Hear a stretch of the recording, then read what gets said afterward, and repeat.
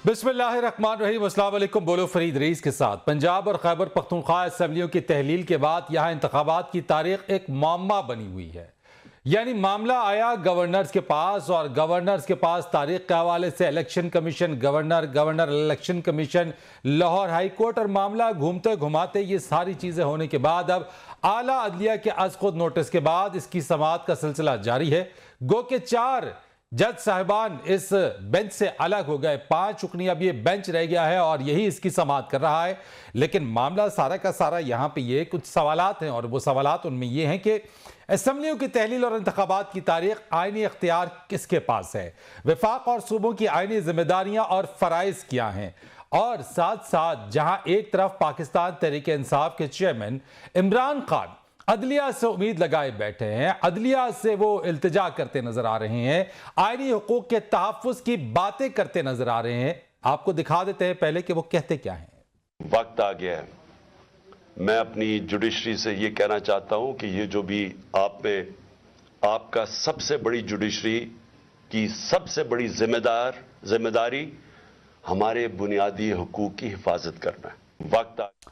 वक्त आ गया है जो जुडिशरी उसमें आईनी हुकूक की हिफाजत करना है और जनाब ये समाज जा रही है। लेकिन बहुत सारे सवालात हैं कि कब तक आखिर ऐसा होता रहेगा कि जो काम आईनी जो इदारे हैं उनका काम है, पार्लियामेंटेरियंस की जो जिम्मेदारी है पार्लियामान की मजबूती, यानी एक तरफ पहले पाकिस्तान तहरीक इंसाफ असम्बलियों से निकलने की बात करती है, वो इस असम्बलियों को मानते नहीं है, वो असम्बलियों को इम्पोर्टेड हुकूमत के हवाले से इम्पोर्टेड असम्बलियों को करार देते हैं और उसके बाद वो इसी असम्बलियों में वापस आने की भी बात करते हैं। जहां एक तरफ असम्बलियों को तहलील की बात की जाती है, तहलील कर दी जाती है, वहीं यहाँ पे कहा जाता है इंतखाबात के हवाले से कि अब मामला जो तारीख है उसके ऊपर आ गया। लेकिन सारे सवालात इस तरीके से हैं कि एक तरफ जो सियासी अदम इस्तेहकाम है, जो माशी चैलेंज है और उसके साथ दहशत गर्दी है, ये 3 चीज़ें आपस में इंटरलिंक्ड है। लेकिन सबसे अहम मसला सियासी अदम इस्तेहकाम है। ये सियासी अदम इस्तेहकाम हल कैसे होगा? एक बात आज मरियम नवाज शरीफ साहबा ने साहिवाल में 2 टोक अंदाज में एक बात कह दी और उन्होंने कहा कि पहले इंसाफ और फिर इंतखाबात। क्या कहा उन्होंने, आपको दिखाते हैं। जवाब दो पनामा बेंच बनाने वाले जनरल रिटायर्ड फैज हमीद, जवाब दो। इलेक्शन होगा, जरूर होगा, लेकिन पहले तराजू के दोनों पलड़े बराबर किए जाएंगे। उसको आज भी जनरल फैज हमीद की बाकियात बचा रही है। इसी सारे मामले के ऊपर गुफ्तगू करेंगे और जरा जानने की कोशिश करेंगे कि जहां पाकिस्तान तहरीक इंसाफ की जेल भरो तहरीक का ऐलान किया गया, कितनी कामयाब रही है जेल भरो तहरीक और कोई असर या कोई दबाव डाल सकी हुकूमत के ऊपर, या फिर अब मामला सारा का सारा आला अदलिया की कोर्ट के अंदर है और वही तारीख डिसाइड करेगी। इस सब पर बात करने के लिए मेरे साथ आज बात करने के लिए मौजूद हैं, स्टूडियोज में तशरीफ रखते हैं बैरिस्टर गौहर खान जो कि बाहर कानून है। बहुत शुक्रिया आपका बैरिस्टर साहब प्रोग्राम में तशरीफ लाने के लिए। मुझे ज्वाइन करेंगे मुस्लिम लीग नून के सीनियर रहनुमा है निहाल हाशमी साहब, आपका बहुत शुक्रिया। और साथ ही साथ मुझे ज्वाइन कर रहे हैं पाकिस्तान तहरीक इंसाफ के सीनियर रहनुमा वासिफ क़य्यूम अब्बासी साहब। आप तीनों मेहमानों का बहुत शुक्रिया।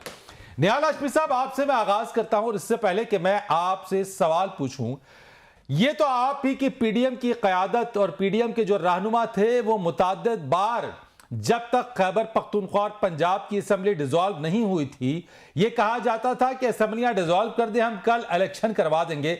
जरा मैं आपको एक क्लिप, एक वीडियो दिखाता हूं, जरा इसको देखिए और उसके बाद मुझे जवाब दीजिएगा। दिखाइए जनाब।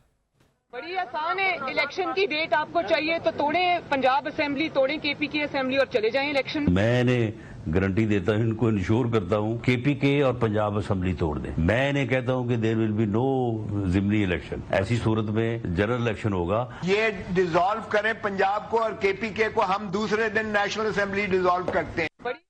जी निहाल हाशमी साहब, ये वो बयानात थे जो आप ही की क़यादत से मुराद पीडीएम की क़यादत रहनुमा देते रहते थे। पंजाब असेंबली डिसॉल्व हुई, खैबर पख्तूनख्वा असेंबली डिसॉल्व हुई और मामला यहां तक लटक गया कि अब बात आला अदलिया की अंदर, यानी वो अब डिसाइड करने पर आ गए हैं। ये कौल और फेल का तजाद नहीं है। जब केपीके और पंजाब असेंबली डिसॉल्व हो गई, करवा देते इंतखाबात, तारीख दे देते, अब मुख्तलिफ हीले बहाने क्यों तराशे गए? बिस्मिल्लाहिर्रहमानिर्रहीम। ना इसमें हुल्ले हैं ना बहाने हैं। वो एक सियासी शतरंज पे एक खेल होता है जिसमें हम इमरान खान साहब की निकम्मी हुकूमत को, बल्कि उनकी हुकूमत तो थी नहीं, वो तो कहते थे कि ये बाजवा साहब की हुकूमत है, उनको हम ये बताना चाहते थे, उनको हम डिसलॉज करना चाहते थे। और देखिए कितने आसानी से वो हमारे इसको, ये तो सियासतदान है ही नहीं। अगर कहा हो हमारी पार्टी के रहनुमाओं ने कि आप असेंबली तोड़े और हम दूसरे दिन करा देते, तो आपने विदाउट कैलकुलेशन, कुछ सोचे समझे बगैर, मारूजी हालात देखे बगैर आपने अपने हाथ कटवा दिए। अच्छा, आप कह रहे वो सियासी बयानात थे आपके, आपने उनको ट्रैप किया। आप कह सकते हैं, आप कह सकते हैं। देखिए सियासत कोई स्टेटमेंट देने का नाम तो नहीं है ना, इसमें तो आपको अपनी बहुत बारीक बीनी से अपने हर चाल को देखना पड़ता है। ये इसीलिए इसे कहते हैं शतरंज का खेल, कि ये अगर आपके मुखालफिन ने आपको प्रोवोक किया तो आप उस प्रोवोकेशन में आ गए और अपनी जो वजीर आला दोनों सूबे बैठे थे, जो आपके कारकुनान बेहतर और आसूदा थे, जो आपके असेंबली के मेंबरान आपका किरदार अदा कर रहे थे उन असेंबलीज में, या जो आपके कारकुनान एक्टिवेट थे, आपने उन सबको मफलूज करके रख दिया। आपने जमहूरी निज़ाम को मफलूज कर दिया। आपने अपनी पार्टी की एक पार्लिमानी एक्टिविटीज को मजरू कर दिया और मजबूर कर दिया। तो ये तो पीटीआई, ये तो खान साहब कहते हैं कि हमने असेंबलियां तहलील की, पंजाब की खैबर पख्तूनख्वा की, हुकूमत अब फंस गई है, हुकूमत अब बंद गली में आ गई है। देखिए दुनिया में कहीं भी हुकूमत बंद गली में नहीं होती। हुकूमत वाहिद चीज़ है जिसके पास सारे बंद गली की चाबियां होती हैं। ये वो बेवकूफ़, नादान, गैर सियासी लोग होते हैं जो समझते हैं कि उनकी कोई भी बचकाना चाल में दूसरे सियासी जमात जो है ना बंद गली में आ गई है। इमरान खान साहब ऐसे बंद गली में आ गए कि आप देखिए जेल भरो तहरीक से अब जेल छोड़ो तहरीक का सिलसिला शुरू हुआ है। देखिए ये तो 2-2 दिन में सारे टै कर गए। हम तो समझ रहे थे कि शायद 6 महीना, साल भर, 2 साल बाद फिर ये सोचेंगे कि क्या अब हम अपनी ज़मानत या अपनी रिहाई करें। अब इनको चाहिए बेल भरो तहरीक चलाएं। तो ये तो अपने दाम में आके खुद फंस गए। ये इसको बताते हैं सियासी, कहते हैं इसे, कहते हैं सियासी नापुख्तगी और नाबालिगी। अब उनको बाद में एहसास हुआ, हमें ये बहुत पहले से एहसास था कि जो लीडर ऑफ द अपोजिशन है वही इलेक्शन कमीशन, वही अगले निगरां वजीर आला का भी तयन करेंगे और वो सारी चीज़ उनके और मुशावरत से होगा। तो ना इनको खुदा ही मिला, ना विसाले सनम, ये दोनों तरफ से गए, ना इधर के रहे ना उधर के रहे। मैं और पे मुहावरा इस्तेमाल नहीं कर चाहूँ किसी के हवाले से, मगर मैं ये कहना चाहूँगा कि टोटल फेलियर और डिज़ास्टर सियासत की इमरान खान साहब ने और उनके साथियों ने, शायद साथियों ने ना की, इमरान खान साहब ने की। हाँ, हमारी बहुत सारी आप कमज़ोरियाँ और कोताहियाँ आप ज़रूर बयान कर सकते हैं, वो अपनी जगह पे, मगर सियासी तौर पे वो पार्लिमानी सियासत से बिल्कुल साफ हो चुके। ठीक हो गया, आपने कहा सियासी तौर के ऊपर पार्लिमानी सियासत से इमरान खान साहब साफ हो गए। बैरिस्टर साहब ये मुझे बताइएगा कि ये आखिर मामला इतने ज़्यादा गंभीर थे इस चीज़ के कि अब आके हर चीज़ का फैसला आला अदलिया में होगा, सुप्रीम कोर्ट में होगा, मामला अदालतें तय करेंगी और वहाँ पे ये बातें होंगी कि आईनी तशरीह किसके पास है, आईनी इख्तियार किसके पास है। ये इसका रिजल्टेंट क्या है इसका? देखिए ये तो होना नहीं चाहिए। सुप्रीम कोर्ट ने भी बारहा इसका जिक्र किया कि पॉलिटिकल क्वेश्चन हमारे पास नहीं आने चाहिए, लेकिन इसका करेगा जो साकिब इक़्तिदार है, वो लोग जो कुर्सियों पे बैठे हैं, वो लोग जिससे आइन तकाजा करता है कि ये आपकी ज़िम्मेदारी है, ये आपने आइन के मुताबिक ये काम करना है। अगर वो रोगरदानी करे तो ऐसे सरकमस्टांसिस में सुप्रीम कोर्ट सो मोटो नोटिस ना ले तो अवाम को किसके रहम करम पे छोड़ दे। एक सिंपल सा पॉइंट इन्वॉल्व है कि अगर असम्बली डिज़ोल्व हो जाए, और वो भी असम्बली ऐसी कि इन्होंने कभी चैलेंज भी नहीं किया किसी कोर्ट में कि असम्बलियाँ गलत डिज़ोल्व हुई है, असम्बलियाँ नहीं डिज़ोल्व होनी चाहिए। असम्बली की डिज़ोल्यूशन सिंपली एक पॉलिटिकल क्वेश्चन से ऑन एंड ऑफ होते ही रहते हैं। अगर आपका मकसद हल नहीं होता, एज अ प्रोटेस्ट भी रिज़ाइन कर देते हैं, हुकूमतें ख़त्म हो जाती है। द नेक्स्ट कॉन्स्टिट्यूशनल क्वेश्चन आ जाता है, असम्बली डिज़ोल्व हो गई, अब इलेक्शन कितने दिन में होने हैं और किसने उसका डेट अनाउंस करना। असम्बली डिज़ोल्व होने के बाद उसकी बहाल होने की भी बातें हो रही हैं। देखिए जो एक जज साहब ने ऑब्जर्वेशन दे दी थी, उन्होंने खुद अपना रिक्यूज़ कर लिया। बहुत बेहतर होता अगर वो बेंच पे बैठ जाते, अतर मिनल्लाह साहब, इसी तरह यही आफरीदी साहब ने भी अगर बैठ जाते तो बहुत बेहतर है। 2 जज साहिबान को जो PDM है, मैं बहुत उसकी पुरजोर मजम्मत करता हूँ। उनको जिस तरीके से मलायन किया गया और जिस तरीके से उनको उठना पड़ गया, ये मुनासिब नहीं है। ये वही जज साहब है जो उस बेंच पे बैठे थे जिसने नो कॉन्फिडेंस मोशन में दिया। उस वक्त यही हुकूमत, यही शहबाज शरीफ साहब शहबाज शरीफ साहब यही फरमा रहे थे उन दिनों में कि जी ये तो नज़रिया ज़रूरत ख़त्म हो गया है, और ये सबसे उन्होंने अप्रिशिएट कर दिया। आज जब उनको पता चला है कि हर सूरत में तो आइन का तकाजा है, इलेक्शन की डेट आनी है, और ये तो इनको डिले करने के लिए और उसको डिसीजन को पे क्वेश्चन उठाने के लिए उन्होंने ये बहाना बनाया कि जी जज साहब इस पर ना बैठे। पर मेरा ख्याल है बेहतरीन बेंच बना है, उम्मीद है इंशाअल्लाह ताला जल्दी इसका। लेकिन सर मलाइन तो अब भी किया जा रहा है, अब भी बात की जा रही है। आज भी मरियम नवाज साहब ने फरमाया कि जनाब जनरल फैज की बाक़यात है वो अब भी काम उसमें हो रहा है। पिछले उन्होंने जनाब बाबा रहमते की वो बात कर रहे हैं जनाब नाम लेके कि जनाब उनकी बाक़यात हैं, वो इसके ऊपर काम कर रहे हैं। और फिर उसके बाद वो कहती हैं कि जनाब पहले इंसाफ यानी तराजू बराबर होगा फिर इंतखाबात होंगे। तो बात तो कह दी गई है कि इंतखाबात क्या। मैं तो इस बात से बिल्कुल इत्तेफाक करता हूँ, पहले तराजू बराबर हो तो फिर इंतखाब हो, और अगर तराजू बराबर हो तो मरियम को उस पर सजा होनी चाहिए। जो ये स्टेटमेंट दे रही है ये अदारों के खिलाफ करी, जजेस को जो इसने बरकला कह दिया है, तो अगर ऐसी अल्फाज हो रही हैं तो इस पर तो सोमोटो होने चाहिए। इसको नोटिस लग करके सिर्फ इनके क्लिप्स तो बंदा प्ले कर ले, बिल्कुल होने चाहिए, इनको नोटिस जाना चाहिए। अब ये वही मुस्लिम लीग है, ये वही लोग हैं जो ये कहते हैं और ये कह रहे हैं कि हम रूल और कानून की पासदारी करता है। कोर्ट जजेस के बारे में, जजेस को मुलायन करने के लिए, जजेस को ब्लैकमेल करने के लिए, जो सुप्रीम कोर्ट पे अटैक करने के लिए, ये उनके सीवी पे लिखा हुआ है। अच्छा वासिक क़य्यूम अब्बासी साहब, आप मुझे बताइएगा सर, इससे पहले कि आपकी तरफ आऊं, आपकी जमात के ऊपर यानी आपकी पार्टी के ऊपर ये बात कही जा रही है और वजीर खारजा बिलावल भुट्टो जरदारी साहब ने फरमाया कि जनाब हर इदारे को डिवाइड कर दिया है। यानी इस सूरत हाल के अंदर जरा सुनिए वो क्या कह रहे हैं, मैं फिर इस पर आपसे बात करूंगा। बिलावल भुट्टो साहब क्या फरमाते हैं, जरा पहले ये दिखाइएगा। इसने हर इदारा को बांट लिया है, डिवाइड कर लिया, सियासत को डिवाइड कर लिया, इस हद तक कि हम एक दूसरे से बात नहीं कर सकते। लेकिन साथ साथ हमारा जुडिशरी को भी ऐसे डिवाइड कर लिया, मीडिया को भी ऐसे डिवाइड कर लिया कि आप एक चैनल खोले और दूसरे चैनल खोले तो मुख्तलिफ पाकिस्तान है, कि एस्टैब्लिशमेंट को भी डिवाइड कर लिया। जी वासिक क़य्यूम साहब, जुडिशरी डिवाइड कर दिया आपकी पार्टी ने, मीडिया डिवाइड कर दिया, हत्ता कि एस्टैब्लिशमेंट डिवाइड कर दिया।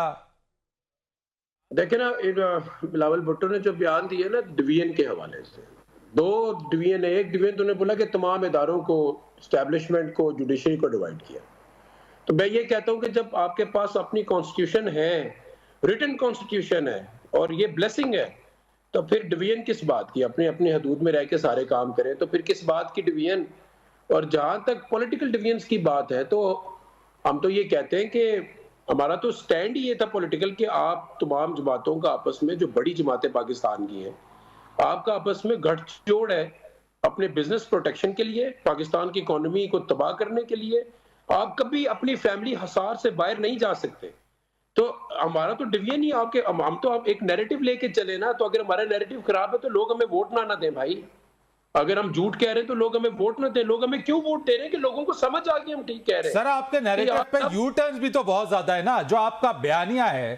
पहले आप भी तो जुडिशरी के खिलाफ वर्जा सराई आपकी जमात की जानिब से भी की जाती रही। जब आपकी मर्जी और मंशा के मुताबिक आपके मामलात होते हैं तो फिर आप उसी जुडिशरी की तरफ देखते भी हैं।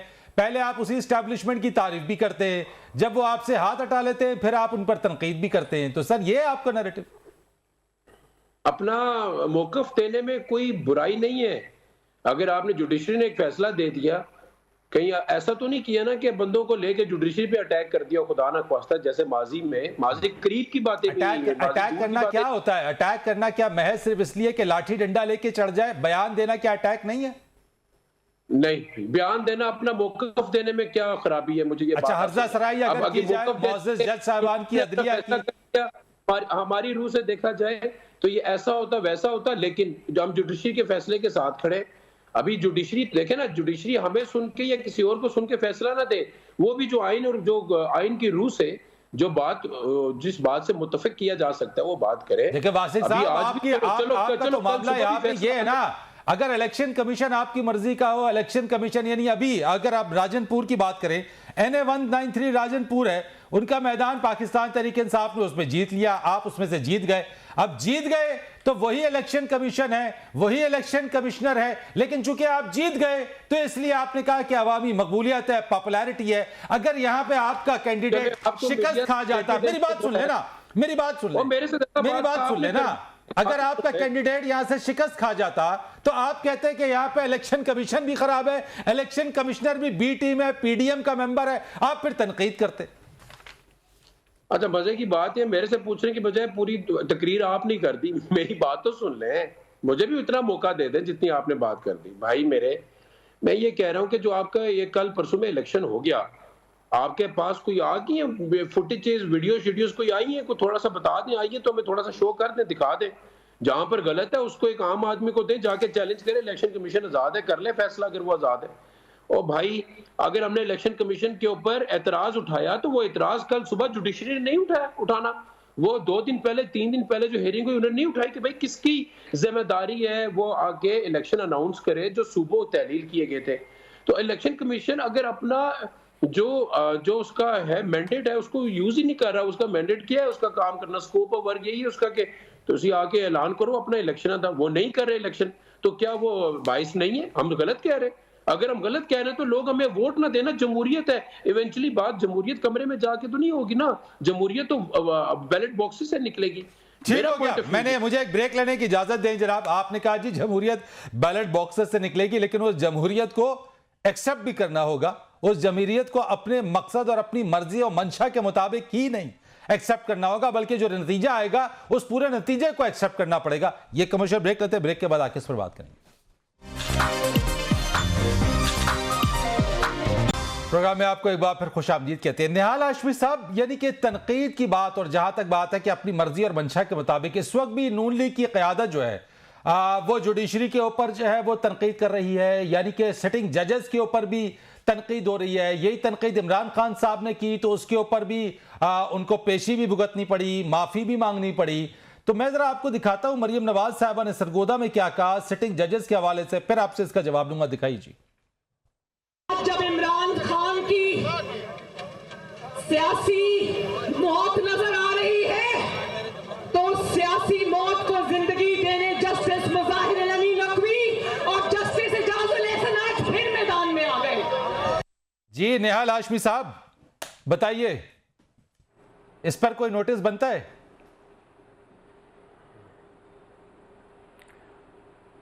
आप तकरीर को सयाद सबाक से हटा के दरअसल उसके पस मंजर को और हमेशा से हर तरफ देखिए। ये हम कौन से शाह अब्दुल्ले के चूहे बने हुए हैं?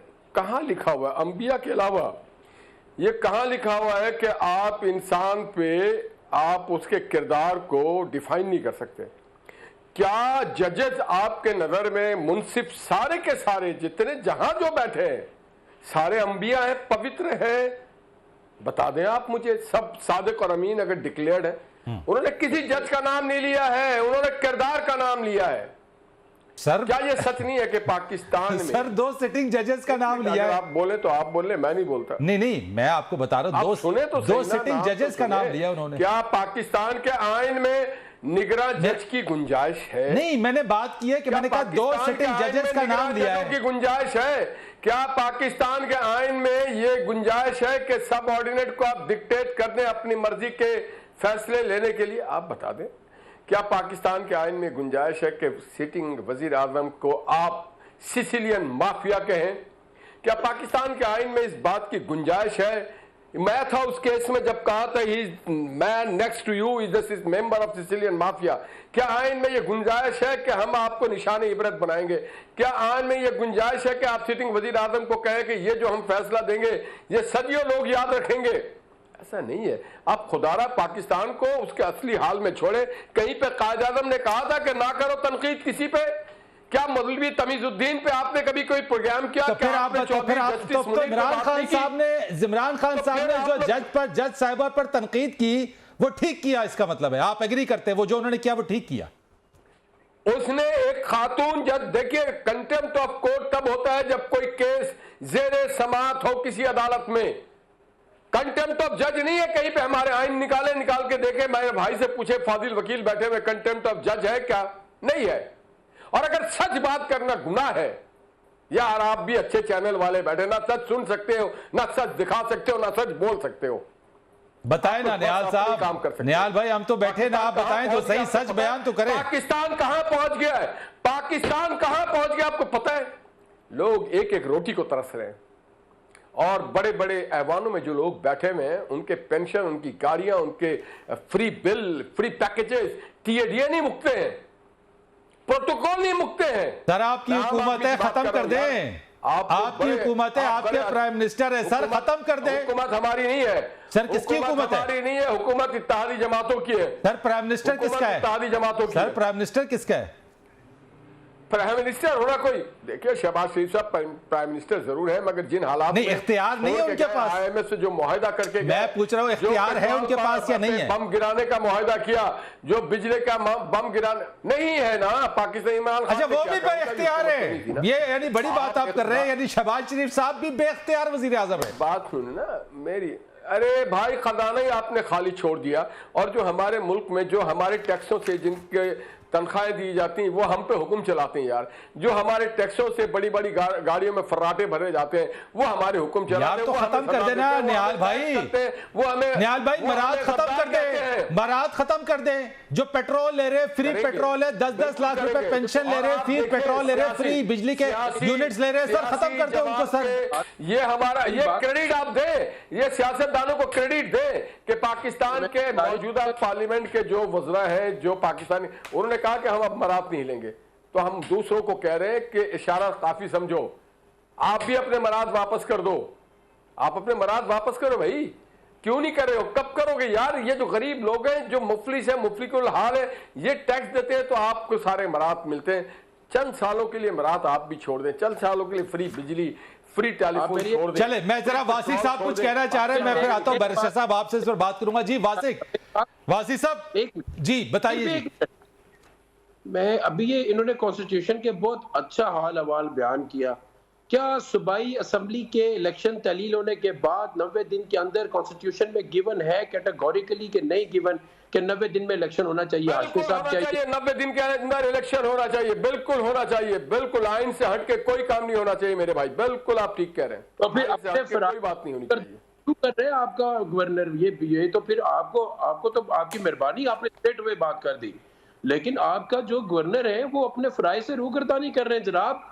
उनके पास इलेक्शन, पहली बात है इलेक्शन कमीशन पे तो वैसे ही एतराज है हमारा कि बाइस वो अपनी बाइसनेस को खत्म कर देता है। वो कहता है कि ठीक है फलां तारीख है, अगर कोई तारीख नहीं दे रहा, 90 दिन मेरे अप्रैल की फलां तारीख को पूरे होते हैं, मैं अनाउंस कर दूंगा, वो हम आखिरी दिन इलेक्शन करा देंगे अगर कोई डेट ना। वासिक साहब मरियम नवाज साहिबा का दो टोक बयान है कि पहले तराजू बराबर होंगे, पहले इंसाफ फिर इंतखाबात, और खान साहब को कटहरे में आना पड़ेगा, सो लिख ले। जुर्म क्या है? जुर्म सिर्फ ये है कि इनको कह दिया कि चोर है, और क्या जुर्म है बताते, फिर कोई जुर्म बता देना क्या जुर्म है। मतलब अभी जो खान साहब पे 60-70 केसेस किए आपने दहशतगर्दी की कोर्ट में, वो दहशतगर्द है खुदा न ख्वास्ता। टॉप टू बॉटम सारी लीडरशिप पाकिस्तान के अंदर है, हम फेस ही कर रहे हैं। कल खान साहब आ रहे हैं इस्लामाबाद में, जो कोर्ट्स में आ रहे हैं वो फेस ही करने के लिए आ रहे हैं। वो कोई इंग्लैंड से जाके तार पे बात नहीं की जा रही उनसे कि भाई मैं बीमार हूं, मैं नहीं आ रहा, वो कह रहे कि मैं पाकिस्तान सर इंग्लैंड भी तो आपकी हुकूमत में ही गए ना, किसी और की हुकूमत तो नहीं थी, आप ही की हुकूमत थी। बैरिस्टर साहब आपकी तरफ आ जाता हूं सर, इस सारे मामले का सर कोई हल है या फिर मामला सर इसी आईनी बुहरान में पाकिस्तान गिरा रहेगा? सर क्या है? नहीं देखिए, ये वो लोग को गिराना चाह रहे थे जो ये हुकूमत आई है, इन लोगों ने पहले कोशिश की, नेम अमेंड करवा लिए, अपने तरामीम करवा लिए, वो भी विदिन अ मंथ तरामीम करवा लिए, अपने केसेस ख़त्म कर लिए, और ये यही चाह रहे थे। इनको अगर कोई होती, मैं तो बड़ा हैरान हूँ एक बात से फरीद साहब, ये आप मिसाल ले लें, अगर साउथ अमेरिका के छोटे से ममालिक हुआ करते थे और साउथ अफ्रीका की भी आप उठा लें, वो ममालिक में भी थोड़ी सी भी इंस्टेबिलिटी आ जाती, पब्लिक आवाज़ आया जाता, वो फ़ौरन कर देते थे कि जी let's go for the election and whoever gets a mandate would come back. इस सूरत वाहिद हल ये है कि इलेक्शन हो, फ्री और फेयर हो, और फ़ौरन इलेक्शन हो, जनरल इलेक्शन हो, इवन असम्बली की भी इलेक्शन हो, पूरे पाकिस्तान में इलेक्शन हो, वो आ जाए, जिसके पास मैंडेट है वो करे। जिस तरह आपने फरमाया पीटीआई ने इनकार नहीं किया था, वो एक पार्टी की थी, ऑल पार्टीज कॉन्फ्रेंस जो बुलाई थी, एक एजेंडा आप नहीं दे रहे, उस एजेंडे में सिर्फ आप 2 पॉइंट रखते, तीसरा आप उठा लेते, वो इलेक्शन भी है, इलेक्शन का आपने नहीं लिखा। एपेक्स कमेटी में लीडर ऑफ द अपोजिशन या किसी पॉलिटिकल पार्टी का वर्कर या नुमाइंदा या हेड वो आता नहीं है, तो वो नहीं आने। इस सूरत हाल में अगर आप इस वक्त भी गंभीर देखें, पूरी दुनिया की अगर आप इस वक्त उठा लें, even so much so financial times ने लिखा, द गार्डियन ने लिखा, इंटरनेशनल मीडिया ने बाकी भी फार्म उठा लिया कि इस वक्त जनरल पब्लिक मोर देन 70% यही कह रहे कि वाहिद हल है free and fair election and the earliest election.